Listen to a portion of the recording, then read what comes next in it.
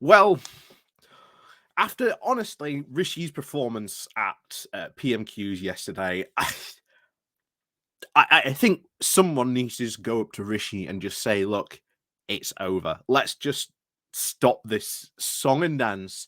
Let's just finish this now. Let's just go. We're probably not going to get a good result. We probably deserve a lot of it, but for God's sakes, just put this parliament out of its misery. It desperately, desperately needs it. It is a zombie parliament because the ruling party cannot even decide what it wants to do. It seems to have no policies. Rishi Sunak telling how he's doing all these things to bring down inflation. It, he's put forward no policies. He's put forward nothing to bring down inflation. Instead, he's done the Edinburgh reforms to try and create this Big Bang 2.0, which, if there was another financial crash, would leave the UK off in a far, far worse state. It's basically the best way to describe the Edinburgh reforms is if you just removed your seatbelt from your car. It doesn't matter if you are a really safe driver, because at some point you are likely to get into an accident. Just by sheer probability, you could end up in an accident at some point. And if you've not got your seatbelt on, well, you know, you're going to end up injured. You're going to end up hurt. You're going to end up seriously hurt. You could, depending on, on how bad the accident is, you could end up going, straight out your windshield.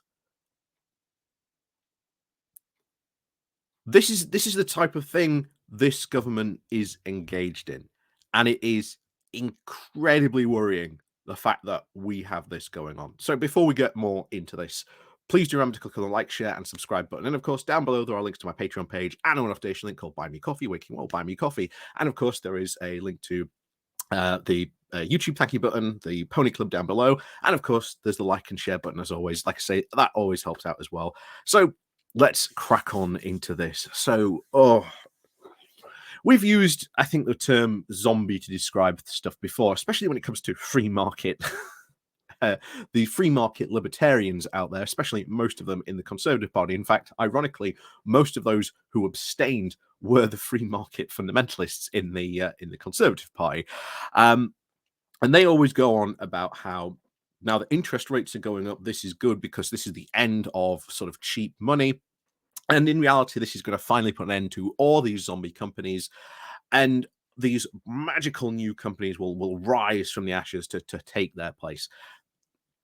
Of course, again, doesn't really fit, shall we say, economic realities. But of course, again, these people are economic fantasies, and so be it.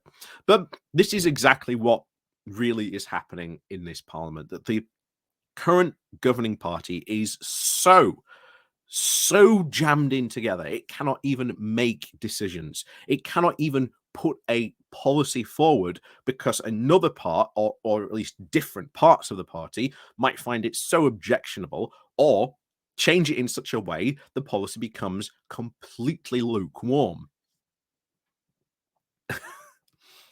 And certainly, I think people who need praise, to be honest, all those Tories that were there and voted in favour of the report. You know what? If you have a Tory MP and they voted yes, write to them and say thank you for doing that. I'm genuinely serious. Even if you are not a Tory, or you don't like them, whatever, write to them and just say thank you for doing that. I'm deadly serious. And likewise, if you have a Tory MP who abstained, or was one of the, I think, 6 or 7 who voted no, write to them and say, you you have expressly said that you value parliamentary sovereignty. Well, you've just undermined it by doing that. And certainly taking back control, as you often claimed, you had an opportunity to do so and you did not. And write to them, please do. Like I say, if they voted yes, just to say, thank you for doing that. I disagree with you and everything else, but you know what? Thank you for doing that. it will it will mean a lot, to be honest. I do think if you're Tory MP, even if you're not a conservative, you don't support them, you don't agree with them, if they voted yes, write to them and just say thank you. I am genuinely of that stripe that is what you should do. If you've got a Tory MP and if they voted yes for that report, write to them and thank them. Honestly, I am, because I think they deserve a thank you in that moment. And I think the two other people that certainly should be recognized, Tobias Elwood. Obviously, he went on LBC. I think he was having a talk with one of the interviewers, and he'd heard all the comments about what people were saying about, well, if you abstain, it's just as bad as voting no. And he changed his mind. And again, it's such a rare occurrence that you see people in politics change their mind or admit to changing their mind, because very often it's taken as a sign of weakness. But sometimes I think acknowledging that there are differences, that there are problems, there are things you didn't think about, and changing your mind on it, that's fine. And I think more MPs shouldn't be more confident in expressing that they've changed their mind rather than just sticking to their guns. It shouldn't really be seen uh, very often as a sign of weakness. Like I say, in the case of sort of Tobias Elwood, I think him changing his mind to sort of vote yes for the report, again, don't agree with him 100%, but you know what?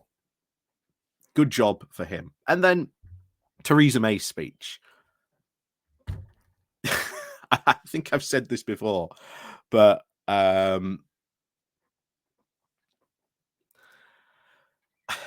where was this Theresa May a couple of years ago? Because she really seems to have grown a spine, compared to, again, certainly compared to Rishi Sunak. And she said it best, I think, that by voting for this, we are restoring trust in politics and in this parliament. Again, I don't agree with Theresa May, but I'll tell you what, I agree with her on that. I absolutely agree with her on that. And then, of course, you finally got Rishi Sunak, whose excuse was that he was meeting the Swedish Prime Minister. And I think people have pulled that to pieces and said, no, Rishi could have actually been there, or turned out, I think it's a complete lie, which, again, not surprising. But it just goes to show you just how weak he is on this. It has become a complete zombie parliament, just limping on, trying to get to an end. And at some point, and I wish, to be honest, all those Tories who vote yes would just go, you know what? Just go to Rishi in a mass letter and just say, we need to end it. Because the state that Parliament is in going on in this regard, I'm sorry, it just should not continue. It really should not. And one of the good things that at least seems to be coming out of this is that all these people like Jacob Rees-Mogg and Dean Doris's, your Pretty Patels, all these people who were completely no talenters, who were plucked from the backbenchers for seemingly just because at the time they agreed, or at least they sounded good, and not really sort of put to any sort of test. That seems to be over. That era seems to be finally ending. So I want to end this video on a little bit of a hopeful note. And I think because we see that era ending, I do hope that this never happens again, that certainly the parties learn their lesson and they really think, as we talked about yesterday, about how you get better people into parliament. I do hope that the next parliament we have is infinitely better, because to be honest, they do not have to do a lot. You do not have to do a lot to be better than this current parliament. You really do not have to do a lot. But I have high hopes that this era that we have seen of just sheer madness seems to be finally coming to an end.